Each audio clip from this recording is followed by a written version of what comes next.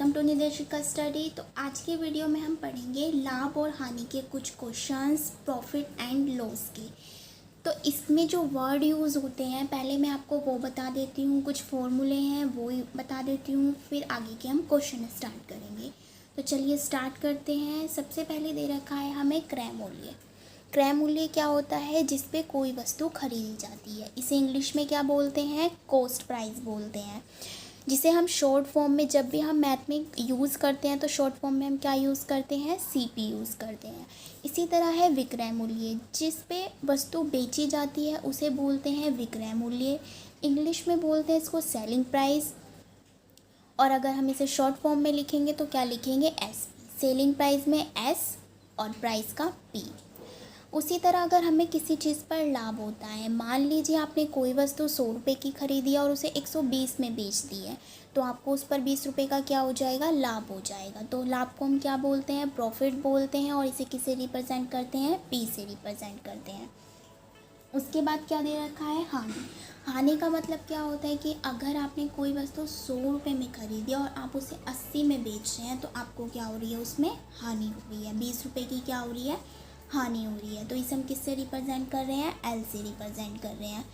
उसके बाद है अगर आपको लाभ निकालना है, लाभ निकालने के लिए क्या करेंगे? विक्रय मूल्य में से क्रय मूल्य, मतलब कि जिसमें हमने वस्तु बेची, जिस प्राइस में हमने वस्तु बेची उसमें से वो चीज़ घटानी है जितनी की वो थी। मान ली पास कोई वस्तु थी जो आपने खरीदी 100 रुपये की और बेची 120 रुपये की, तो वहाँ पर हमें क्या होएगा? लाभ हो जाएगा। कितने रुपए का? 20 रुपये का। यानी 120 में से हम 100 घटाएंगे। अब हमें क्या पता चलेगा कि हमें लाभ हुआ है। उसी तरह हानि है। मान लीजिए आपने कोई वस्तु फिर से 100 रुपये की खरीदी और उसे आपने 80 में बेच दी, तो हम क्या करेंगे? उसमें क्रय मूल्य। क्रय मूल्य कितना था? 100 रुपये। 100 में से हम 80 को घटाएंगे, उससे हमें क्या पता चल जाएगी? हानि हुई है अगर होगा। उसके बाद कुछ एग्जांपल्स देख लीजिए। सीपी मैंने अभी आपको बताया कॉस्ट प्राइस। एसपी मैंने आपको क्या बताया? Selling price. माना आपने कोई वस्तु 100 में खरीदी थी, 120 में बेच दी, तो आपको क्या हो रहा है? 20 रुपये का लाभ हो रहा है। उसी तरीके से नेक्स्ट देखते हैं। मान लीजिए आपने कोई वस्तु 100 रुपये की खरीदी और उसे 100 में ही बेच दिया, तो इस पर ना तो आपको लाभ हो रहा है और ना ही हानि हो रही है। थर्ड यानी खरीदी तो 100 में थी, ज़्यादा में खरीदी थी, कम में बेच रहे हैं, तो कितने रुपए की हानि हो रही है? 20 रुपये की हानि हो रही है। ज़्यादा में खरीद कर कम में बेच रहे हैं तो हानि हो रही है। ज़्यादा में खरीद कर और ज़्यादा में बेच रहे हैं तो कितने क्या हो रहा है? लाभ हो रहा है।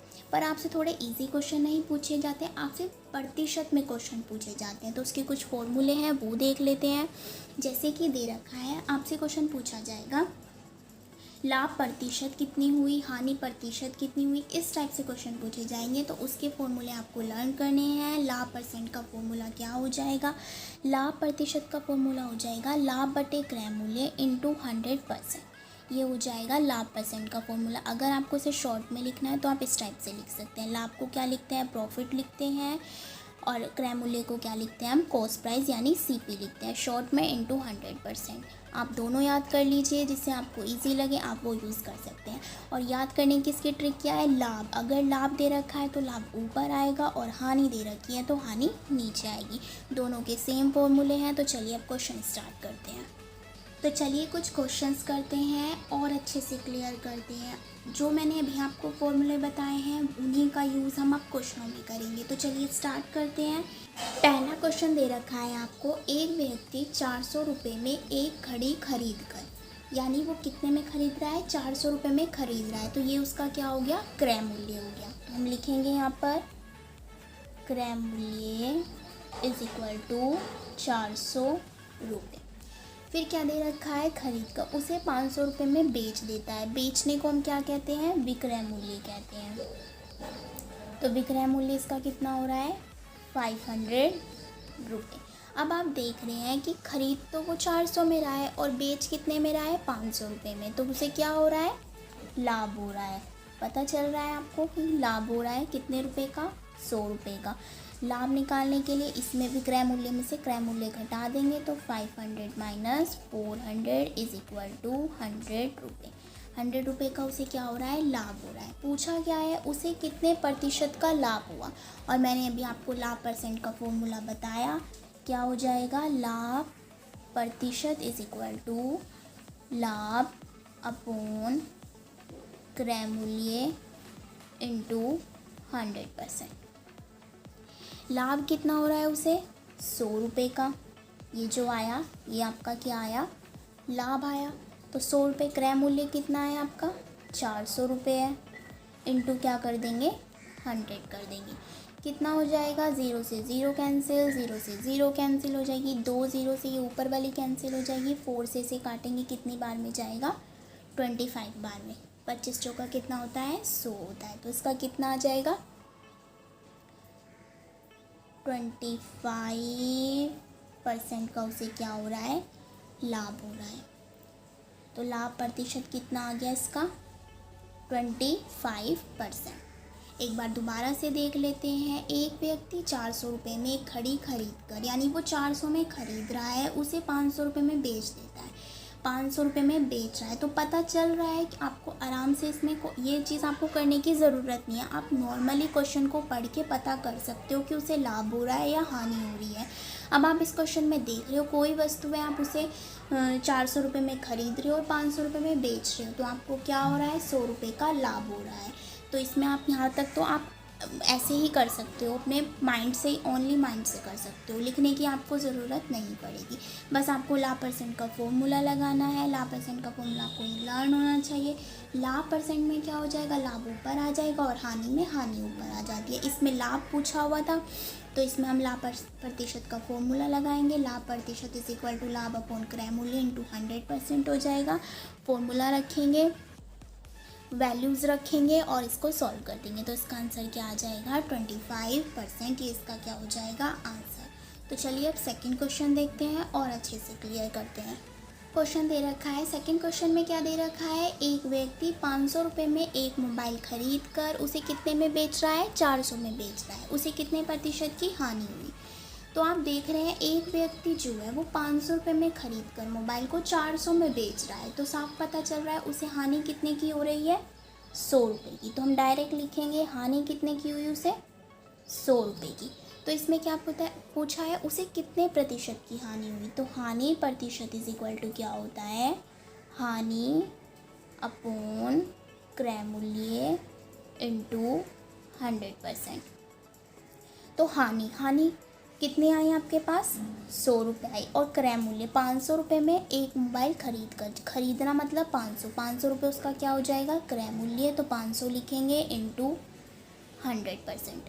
तो उसके बाद क्या करेंगे, हम इसे काट देंगे, कितना हो जाएगा ये, 5 दूनी 10, 0। तो क्या आ जाएगा, 20%, यानी 20% की उसे क्या हो रही है, हानि हो रही है।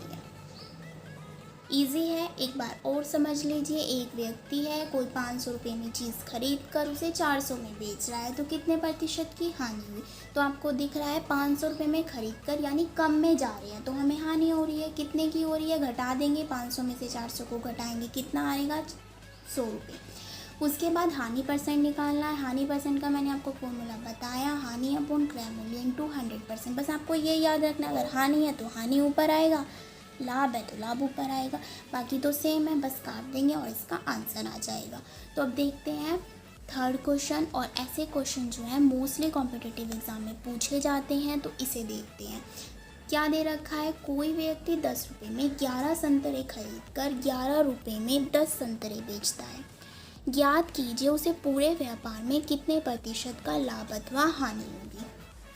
तो ऐसे क्वेश्चनों में हम क्या करते हैं, सबसे पहले हमें क्या लिखना है, वस्तु लिख लेनी है और मूल्य लिख लेना है। अब क्वेश्चन को ध्यान से पढ़ना है।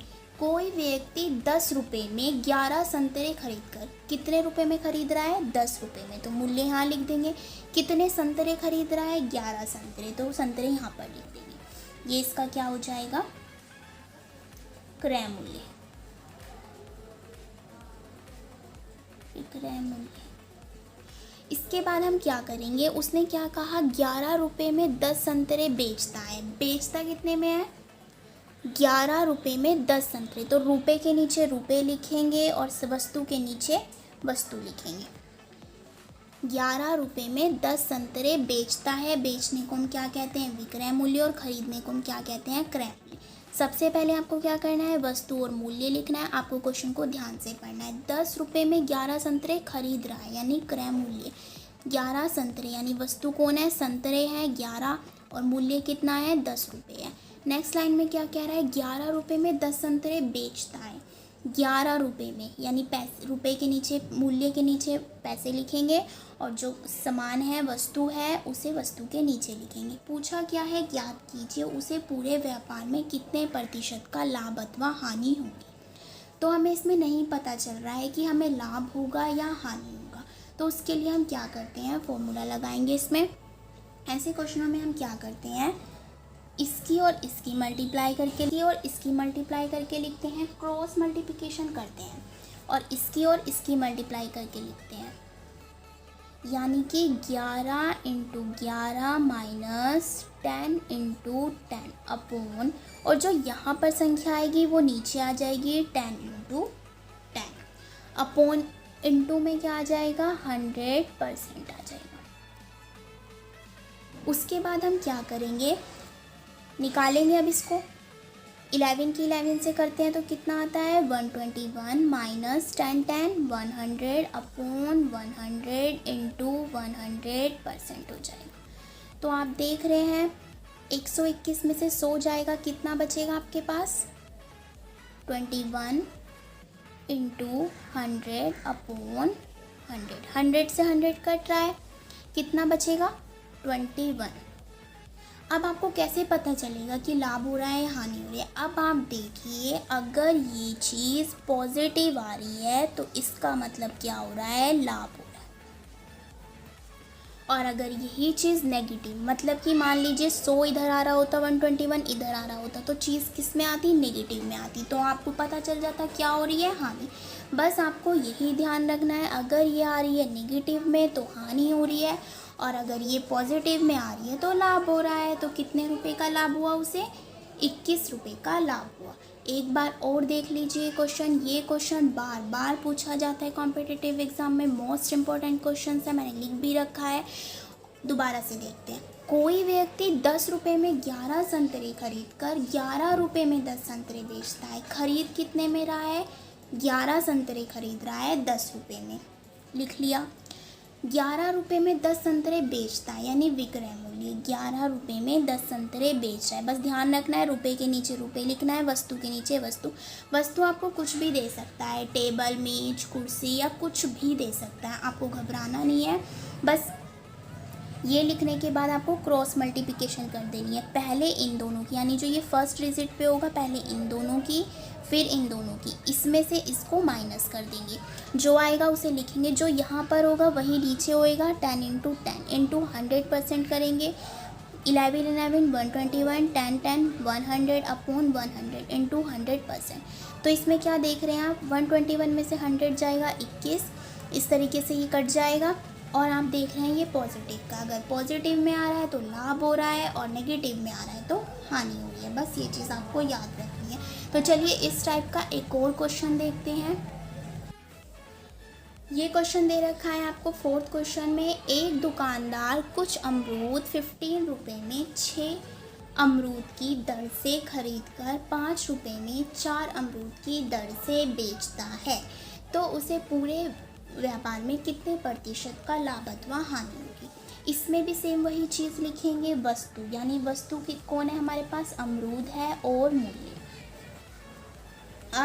आप देख रहे हैं 6 अमरूद 15 रुपये में खरीद कर, 6 अमरूद कितने में? 15 रुपये में, यानी क्या हो रहा है? क्रय मूल्य हो रहा है। 6 अमरूद 5 रुपये में 4 अमरूद की दर से बेच रहा है। 4 अमरूद कितने में बेच रहा है? 5 रुपये में।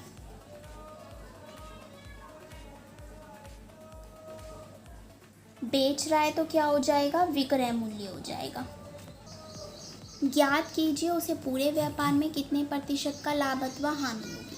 तो इसमें भी सेम वही प्रोसेस अपनाएंगे, इन दोनों की मल्टीप्लाई और इन दोनों की मल्टीप्लाई करेंगे। 6 × 5 माइनस 4 × 15 अपॉन 4 × 15 इंटू 100%। उसके बाद क्या करेंगे, मल्टीप्लाई 6 पंजे 30, 15 चौक 60 इंटू 100।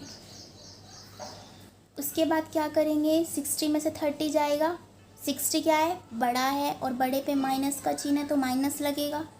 30/60 इंटू 100, 1 0 से 1 0 जारी है, 6 पंजे 30, 5 को 10 से गुणा करेंगे कितना आ जाएगा, 50%। तो आप क्या देख रहे हैं कि उससे नेगेटिव साइन आ रहा है, तो यहाँ पर क्या हो जाएगा, आप देख रहे हैं नेगेटिव साइन आ रहा है तो क्या हो जाएगी, हानि हो जाएगी। इस तरीके से आपको पता चलेगा कि लाभ हो रही है या हानि हो रही है। बस आपको साइन को ध्यान में रखना है, प्लस आ रहा है या माइनस आ रहा है। बस इसका प्रोसेस यही है कि आपको क्रॉस मल्टीप्लिकेशन करना है, ये इसकी एक ट्रिक है, आप इसे यूज़ कर सकते हैं, जल्दी क्वेश्चन हो जाएगा। बस आपको यहाँ पर ध्यान रखना है, पॉजिटिव है तो लाभ प्रतिशत हो रहा है और नेगेटिव है तो हानि हो रही है। आई होप आपको ये वीडियो अच्छा लगा हो और अच्छे से समझ में आया होगा। तो इस वीडियो को अपने फ्रेंड्स के साथ शेयर कीजिए, लाइक कीजिए, सब्सक्राइब कीजिए। Thanks for watching.